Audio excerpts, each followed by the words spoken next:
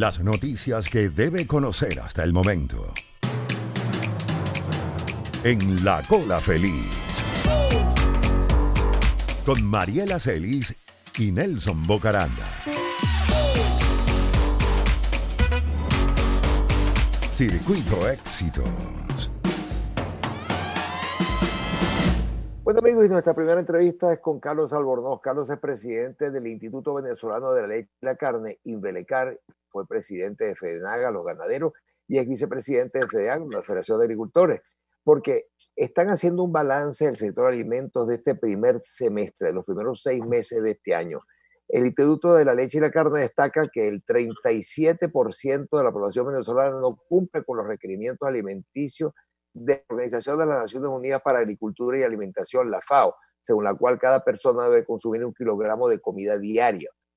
Además, Invelecar asegura que el país consume 8 millones de kilos de alimentos menos de lo requerido debido al poco poder adquisitivo que tienen los venezolanos, la baja producción a nivel nacional y las fallas constantes en el transporte de alimentos dentro y fuera de Venezuela. Bueno, te agradezco mucho que atendieras nuestra llamada en medio de tus reuniones, porque me imagino que por lo que nos estás diciendo, que estas reuniones avanzan día a día por las angustias que tienen todos los productores, ¿no? Así que bienvenido, Carlos. No, Nelson, gracias a ti realmente por la oportunidad que valoramos profundamente. Y ciertamente, como señalas, hemos estado monitoreando muy de cerca todo lo que es el tema alimentos. Gracias al apoyo de todo lo que es el sector primario, desde las federaciones regionales, locales, desde las federaciones nacionales, tal como FEDEAGRO, FEDENAGA, de la cual formé parte por muchísimos años y tuve la oportunidad incluso de presidir la Federación de Ganaderos y estar en la vicepresidencia de la de Agricultores. Y bueno, también el apoyo que brindan todas las industrias que procesan, que transportan alimentos, que constantemente están vigilando todo lo que es la recepción, despacho, comercialización de alimentos, como Asofrigo, AICAR, que es la Asociación Industrial de la Carne, Convecar, que es el Consejo Venezolano de la Carne, FENAVI, que es la Federación Nacional de Avicultores, en fin, todas estas instituciones que apoyan constantemente el Instituto Venezolano de la Leche y la Carne, así como la Embajada Británica, quien ha creído en el proyecto de compilación de datos, información y los reportes periódicos y semanales que nosotros venimos transmitiéndole a todos a través de www.invelecar.org. Ciertamente hay datos que tienen que ser tomados en cuenta, la situación del tema del sector alimentos en la producción primaria en Venezuela es bastante compleja. Por supuesto, esto no escapa a la realidad del sector político, económico, social en la que ahora está envuelto el país, pero esto es un tema realmente medular, ¿no? Y hay cosas como, por ejemplo, el bajo consumo de leche de toda la población, pero específicamente de los niños menores de 6 años, que nos llama profundamente la atención. En países como, por ejemplo, el Brasil, el Paraguay, Uruguay, el consumo de leche por habitante al año es mayor a 200 litros por habitante al año. En Venezuela la cifra va entre 50 y 60 litros. Eso significa que estamos consumiendo menos de la mitad de lo que recomienda la FAO, y eso es un dato realmente complicado, complejo, lamentable, porque estamos hablando de que los niños están consumiendo mucho menos de la mitad de las necesidades de proteína solo de leche, en el caso de la leche, pero ocurre igual con el resto de la proteína animal, por ejemplo, carnes rojas, carnes de pollo, carnes blancas, cerdos, huevos, en fin, de toda la proteína animal. Y esto se traduce en menos desarrollo muscular, menos desarrollo óseo, y por supuesto esto tiene que llamarnos la atención y preocuparnos como venezolanos. Ahora, me estaba diciendo ahorita, para repetir esa cifra, ¿el promedio de América Latina de consumo de leche debe ser cuánto? ¿O es cuánto?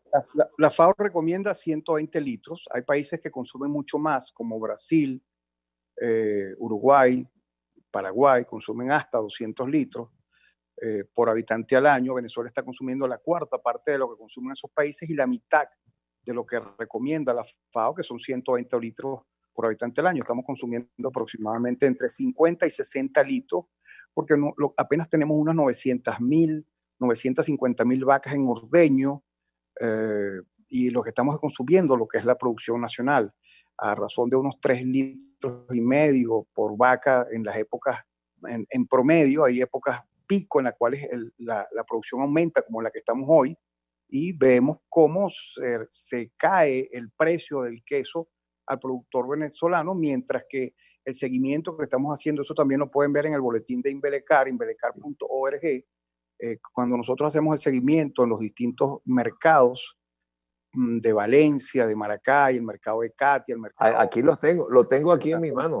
Si lo tienes allí, Nelson, Sí, ves cómo ciertamente esta semana hubo una caída en los precios del mercado de Catia y de San Antonio, pero en el resto de mercados de los grandes centros de consumo, los precios se mantuvieron al consumidor. Es una cosa que tiene que llamarnos la atención. Por eso hacemos un poco el llamado a la reflexión, ¿no? La cadena tiene que entender realmente la necesidad que tiene la población de poder acceder a los alimentos. Y si bien es cierto, el productor agropecuario y el resto de la industria nacional, toda, sin excepciones, está haciendo un fabuloso esfuerzo. Un esfuerzo que, por cierto, fue reconocido esta semana en el Congreso Anual de Econindustria, en el cual Moisés Neide, de una manera muy acertada, señala que Venezuela es el campeón mundial de resistencia a nivel de industriales. Y sí, es verdad. el presidente de Empresas Polar, Lorenzo Mendoza, llama a hacer industria. Es el momento de hacer industria y no de hacer negocio. Es decir, apoyemos a nuestros trabajadores. Tenemos que tratar de revisar las nóminas de manera semanal, a ver cómo hacemos para poder elevar los salarios de una población que la única forma no solamente que tiene de seguir hacia adelante, sino que también luchar por nuestras libertades y nuestros principios fundamentales, es, por supuesto, teniendo resuelto el tema de la alimentación y los temas básicos en nuestro hogar. Oye, esa frase de Lorenzo Mendoza decía, hagamos industria. Y luego hagamos negocios. Lo importante hoy es hacer industria en Venezuela, es decir, vamos a apuntalar lo que tenemos. A salvar lo que tenemos, exactamente. Y sobre todo nuestro principal insumo, que es nuestro personal, nuestro material humano, que tanta valía tiene y que, por supuesto, como explicó Moisés Naín, se ha convertido en el líder de la resistencia. Campeón mundial de la resistencia mundial. Sí, esos son un personal que no tiene ninguna referencia a nivel mundial.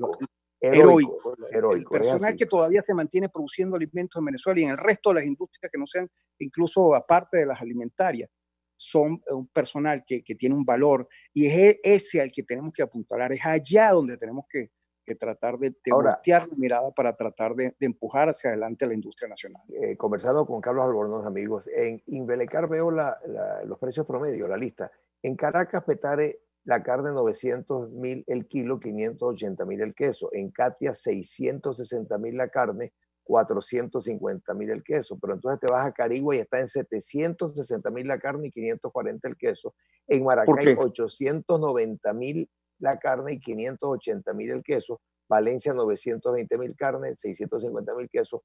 San Antonio de los Altos, 860.000 la carne y 580.000 el queso. Y en Coro, 700.000 la carne y 600.000 el queso. ¿Esto qué nos indica, estos precios que colocan ustedes? Nos indica que está teniendo una repercusión todo lo que está sucediendo con el tema de los combustibles, de la energía. Las dificultades que a diario padecen el sector transporte para poder llevar los alimentos a los centros de consumo, pero no solamente eso, a eso tienes que adicionarle lo que ocurre luego para los despachos a los centros al detal. Es decir, no solamente llevarlo a los grandes mercados, sino también colocarlo en los sistemas de distribución habitual del consumidor. Eso tiene un costo que está reflejando el valor del combustible, la dolarización del mercado, y que, ojo, creo que en lo personal, y esto es un comentario a título personal, creo que es lo mejor que le ha sucedido al sector alimentario y al sector industrial venezolano. ¿Por qué? Porque a Dios gracias a la dolarización, nosotros en la época que comenzó la pandemia, no hemos notado un déficit en los anaqueles de alimentos y de los servicios básicos indispensables como lo notamos en el año 2017. ¿Por qué, Nelson? Porque se diluía lo que era el capital de trabajo cuando se daban esos picos de devaluación, de inflación fabulosos, en los cuales el capital de trabajo de cualquier persona, es decir, una persona que compraba ganado para mandar a matadero invertía X cantidad de bolívares. Cuando iba a terminar de cobrar la factura a los 15 días, a lo mejor el capital de trabajo se le podía haber diluido en 45 o 50% o incluso más. Notamos, si revisas el boletín con un poco más de detalle, sí. si revisas la dolarización. ha ayudado muchísimo. Si revisas el boletín a detalle, notarás como hace 15 semanas, el valor del precio que se le está pagando al productor por el kilogramo de toro, de vaca o de maute en pie o en canal, se ha sostenido hace 15 semanas, a pesar del COVID, a pesar de una devaluación que fue de más del 100%, a pesar de todas las cosas que hemos vivido, el precio del kilogramo de toro y pie, en pie y en canal, se ha mantenido. Eso es una buena señal, porque significa que la dolarización de una u otra manera, aunque ha sincerizado los valores de los alimentos, también le ha dado cierta estabilidad. Fíjense que ustedes, en el momento en que comenzó la pandemia, todo el mundo visualizaba un desabastecimiento brutal, cosa que no sucedió, porque están entrando aproximadamente 170 gandolas de alimentos semanales por Brasil de manera formal. De manera informal todavía sigue entrando alimentos desde Colombia. En fin, hay una serie de factores, igual que el esfuerzo que hacen los productores agropecuarios y sobre todo toda la cadena agroalimentaria para poder tratar de colocarle los alimentos a ustedes en una posición real. Cuando me estás hablando de 170 gandolas de Brasil, gandolas, ¿con qué tipo de alimentación? Hay 6 alimentos primordiales que entran desde el Brasil, que es arroz, azúcar, pastas, espagueti, este tipo de cosas, café. ¿Cuáles eran los otros dos? En estos dos no recuerdo, pero son 6 alimentos básicos. Yo veo galletas inundados, los anaqueles de galletas brasileras por todos lados. Sí, hay mucho tipo de este tipo de alimentos, pero me refiero a los alimentos básicos. Básicos, ¿no? Sí. Arroz, azúcar, granos también, aunque hubo una producción no importante, pero sí que ayudó a resolver mucho, que fue un frijol chino que se sembró en Portuguesa, unas 100.000 hectáreas de frijol chino. También cuando comenzó la pandemia, desde marzo hasta junio, vimos producción de hortalizas con muchísima dificultad. Incluso vimos en videos donde los productores agropecuarios llevaban arrastrados con atracción de sangre, con animales, en bicicletas, de todas formas, en carretas, los alimentos a las zonas más cercanas. Se nota ahí en el boletín de Inbelecar cómo los grandes centros de consumo que están más cercanos a las zonas de producción, como por ejemplo los precios a Carigua, se nota una diferencia cuando hay un transporte. Porque te coloco un ejemplo específico. Desde Socopó, por ejemplo, hasta Caracas, hay que pasar no menos de 13 o 14 alcabalas. Bueno, allí hay que... El peaje. El peaje, hay que empezar a repartir regalitos, cosas a cada uno, cosa que va encareciendo los costos hasta el mercado, que también tiene grupos de personas que dominan las cosas y para poder bajar allí, entonces también hay que hacer otro tipo de repartos, cosa que bueno, que ojalá pudiéramos vencer algún día y que simplemente se vencen, se controlan, elevando la producción nacional, llevando la industria al lugar que corresponde y poniendo suficientes alimentos, en abundantes alimentos, al alcance de todos los consumidores. Fíjate que aquí lo que estoy viendo, Carlos, es en el trabajo de ustedes, la evolución del precio del queso llanero, por un ítem, pues por tocar algo. El precio en dólares de $2.30 en el 19 de enero, $2.30 a $3.40 el kilo en marzo 22 y hoy en junio en $2.06. Y ahí ves perfectamente lo que es la evolución del mercado. En la época pico del verano, donde las vacas caen porque hay muy poca producción de oferta forrajera, pierden condición corporal y producen menos leche, tú ves como en marzo el precio se dispara hasta 3 y tanto y se devuelve ahora a los picos de producción. Ahora sube la producción de leche ahí, no menos de un incremento de un 130, 140% en la producción de leche diaria en el país por el tema de buenos pastos, de mejora de pasto, aunque el verano no está favoreciendo, y esto es una primicia que ustedes deben conocerla, no están siendo favorable el invierno en las zonas centrooccidentales y en las zonas centroorientales no ha sido el mejor. Sin embargo, para los pastos, el rebaño de ganado ha tenido una recuperación importante y ven cómo el precio se cae un poco, aunque reitero, quiero ser enfático en esto, no se está observando, no está llegando ese desbalance de precios que ha sufrido esta semana el valor del precio de la leche fluida y de queso duro llanero al consumidor final. No se está quedando en alguna parte de la cadena y eso llama la atención. Ahora, quiero cerrar con esto. Estoy viendo en el informe el precio de la leche de búfalo. Está saliendo mucha leche de búfala. El búfalo, gracias a Dios, es uno de los pocos sectores en Venezuela que no solamente se ha sostenido, sino que ha crecido. Las condiciones que tiene el sector bufalino en Venezuela son extraordinarias, fabulosas. La topografía, el ambiente que existe en Venezuela es muy dado en todo lo que es la zona del estado Apure, en toda lo que es la zona del sur del lago. Allí hay condiciones fabulosas para